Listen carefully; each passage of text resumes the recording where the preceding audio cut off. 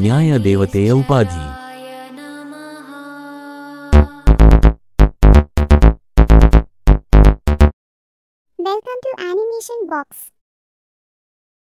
ಭಗವಾನ್ ಶನಿಗೆ ಸಿಕ್ಕ ನ್ಯಾಯ ದೇವತೆಯ ಉಪಾಧಿ.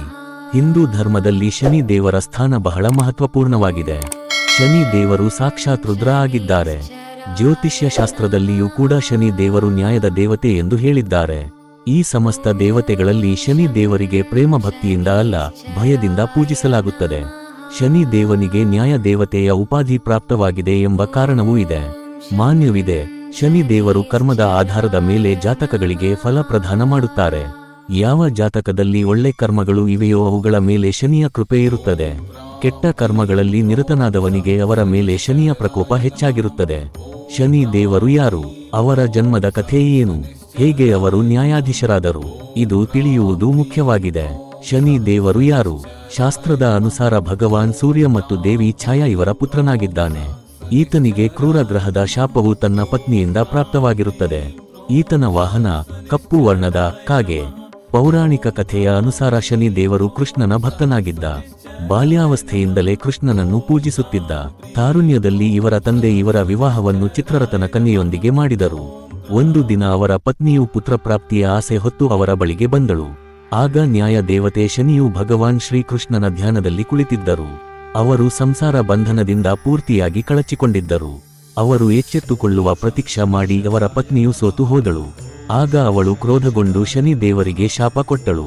ಅವರು ಯಾರಿಗೆ ನೋಡಿದರೂ ಅದು ಅವರ ಕೆಟ್ಟ ದೃಷ್ಟಿಯಾಗುವುದು, ನಷ್ಟವಾಗುವುದು. ಧ್ಯಾನದಿಂದ ಎಚ್ಚರವಾದ ಮೇಲೆ ಶನಿ ದೇವರು ತನ್ನ ಪತ್ನಿಗೆ ಬಹಳ ಒಲಿಸಿಕೊಳ್ಳಲು ಪ್ರಯತ್ನಿಸಿದ. ಕೊಟ್ಟ ಶಾಪವನ್ನು ಹಿಂದಕ್ಕೆ ಪಡೆಯಲು ಒತ್ತಾಯಿಸಿದ. ಅವರ ಪತ್ನಿಗೆ ಕೂಡ ತನ್ನ ತಪ್ಪಿನ ಅರಿವಾಯಿತು. ಆದರೆ ಶಾಪವನ್ನು ಹಿಂದಕ್ಕೆ ಪಡೆಯುವ ಶಕ್ತಿ ಅವಳಲ್ಲಿ ಇರಲಿಲ್ಲ. ಈ ಕಾರಣದಿಂದ ಶನಿ ದೇವರು ತನ್ನ ತಲೆ ತಗ್ಗಿಸಿಕೊಂಡು ಇರಬೇಕಾಯಿತು. ಕಾರಣ, ತನ್ನಿಂದ ಯಾರಿಗೂ ಹಾನಿ ಉಂಟಾಗದಿರಲಿ ಎಂದು. ಆದ್ದರಿಂದ ಶನಿಯು ರೋಹಿಣಿಗೆ ಪ್ರವೇಶಿಸಿದರೆ ಭೂಮಿಯ ಮೇಲೆ 12 ವರ್ಷಗಳ ಕಾಲ ಭೀಕರ ಬರಗಾಲವಿದೆ ಎಂದು ಜ್ಯೋತಿಷ್ಯ ಶಾಸ್ತ್ರದಲ್ಲಿ ಹೇಳಲಾಗಿದೆ. ಇದರಿಂದ ಪ್ರಾಣಿಗಳು ಬದುಕುವುದು ಕಷ್ಟವಾಗುತ್ತದೆ.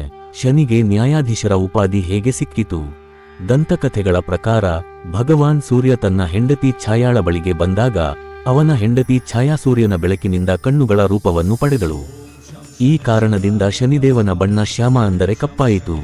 ಇದರಿಂದ ಶನಿದೇವ ತನ್ನ ತಂದೆಯ ಮೇಲೆಯೇ ಕೋಪಗೊಂಡನು. ಶನಿದೇವನು ಮುಂದೆ ಶಂಕರನ ಕುರಿತು ತೀವ್ರ ತಪಸ್ಸು ಮಾಡಿದನು ಮತ್ತು ಈ ತಪಸ್ಸಿನಿಂದ ಅವನು ತನ್ನ ದೇಹವನ್ನು ಸಂಪೂರ್ಣವಾಗಿ ಸುಟ್ಟು ಹಾಕಿದನು. ಶಿವನು ಶನಿಯ ಭಕ್ತಿಯನ್ನು ನೋಡಿ ಬಹಳ ಸಂತೋಷಪಟ್ಟನು ಮತ್ತು ವರವನ್ನು ಕೇಳಲು ಕೇಳಿದನು. ಶನಿದೇವನು ತನ್ನ ತಂದೆಯ ಆರಾಧನೆಗಿಂತ ಹೆಚ್ಚಾಗಿ ತನ್ನ ಆರಾಧನೆಯನ್ನು ಬಯಸಬೇಕೆಂದು ವರವಾಗಿ ಕೇಳಿದನು. ಇದರಿಂದ ಸೂರ್ಯ ದೇವರ ಅಹಂಕಾರವು ಅವನ ಬೆಳಕಿನಲ್ಲಿ ಮುರಿಯುತ್ತದೆ. ಭಗವಾನ್ ಶಿವನು ಶನಿದೇವನಿಗೆ ವರವನ್ನು ನೀಡಿದನು. ನೀವು 9 ಗ್ರಹಗಳಲ್ಲಿ ಅತ್ಯುತ್ತಮರಾಗುತ್ತೀರಿ ಮತ್ತು ಭೂಮಿಯ ಮೇಲೆ ನ್ಯಾಯಾಧೀಶರಾಗಿ ನೀವು ಜನರಿಗೆ ಅವರ ಕಾರ್ಯಗಳಿಗೆ ಅನುಗುಣವಾಗಿ ಫಲಿತಾಂಶಗಳನ್ನು ನೀಡುತ್ತೀರಿ. ಆದ್ದರಿಂದ ಇಂದಿಗೂ ಶನಿ ದೇವರನ್ನು ನ್ಯಾಯಾಧೀಶನಾಗಿ ಪೂಜಿಸಲಾಗುತ್ತದೆ ಮತ್ತು ಎಲ್ಲಾ ಗ್ರಹಗಳಲ್ಲಿ ಅತ್ಯಂತ ಉನ್ನತ ಸ್ಥಾನವನ್ನು ಹೊಂದಿದೆ. ಜ್ಯೋತಿಷ್ಯದಲ್ಲಿ ಶನಿ ಗ್ರಹದ ಪ್ರಾಮುಖ್ಯತೆ ಏನು? ಜ್ಯೋತಿಷ್ಯದಲ್ಲಿ ಶನಿಯು ಅಶುಭ ಗ್ರಹಗಳಲ್ಲಿ ಎಣಿಸಲ್ಪಟ್ಟಿದೆ ಮತ್ತು 9 ಗ್ರಹಗಳಲ್ಲಿ 7ನೇ ಸ್ಥಾನದಲ್ಲಿ ಬರುತ್ತದೆ ಎಂದು ಹೇಳಲಾಗುತ್ತದೆ. ಅವರು 30 ತಿಂಗಳ ಕಾಲ ಒಂದೇ ರಾಶಿಯಲ್ಲಿ ವಾಸಿಸುತ್ತಾರೆ ಮತ್ತು ಮಕರ ಸಂಕ್ರಾಂತಿ ಮತ್ತು ಅಕ್ವೇರಿಯಸ್ ಅನ್ನು ಆಳುವ ಗ್ರಹವಾಗಿದೆ. ಶನಿಯ ಮಹಾದಶ 19 ವರ್ಷಗಳವರೆಗೆ ಇರುತ್ತದೆ. ಅದೇ ಸಮಯದಲ್ಲಿ ಶನಿಯ ಗುರುತ್ವಾಕರ್ಷಣೆಯ ಬಲದಿಂದ ಒಳ್ಳೆಯ ಮತ್ತು ಕೆಟ್ಟ ಆಲೋಚನೆಗಳು ಶನಿಯನ್ನು ತಲುಪುತ್ತವೆ. ಇದರಿಂದಾಗಿ ಕರ್ಮಕ್ಕೆ ಅನುಗುಣವಾಗಿ ಫಲಿತಾಂಶಗಳು ಸಿಗುತ್ತವೆ. ಆದ್ದರಿಂದ ಯಾವುದೇ ರೀತಿಯ ಕೆಟ್ಟ ಕರ್ಮದಲ್ಲಿ ಪಾಲ್ಗೊಳ್ಳದವರು ಶನಿದೇವನಿಗೆ ಭಯಪಡುವ ಅಗತ್ಯವಿಲ್ಲ. ಅವನ ಆರಾಧನೆಯಿಂದ ಶನಿದೇವನು ಸುಲಭವಾಗಿ ಪ್ರಸನ್ನನಾಗುತ್ತಾನೆ. ಓಂ ಶನೀಶ್ವರಾಯ ನಮಃ. ಓಂ ಶಂ ಶನೀಶ್ಚರಾಯ ನಮಃ.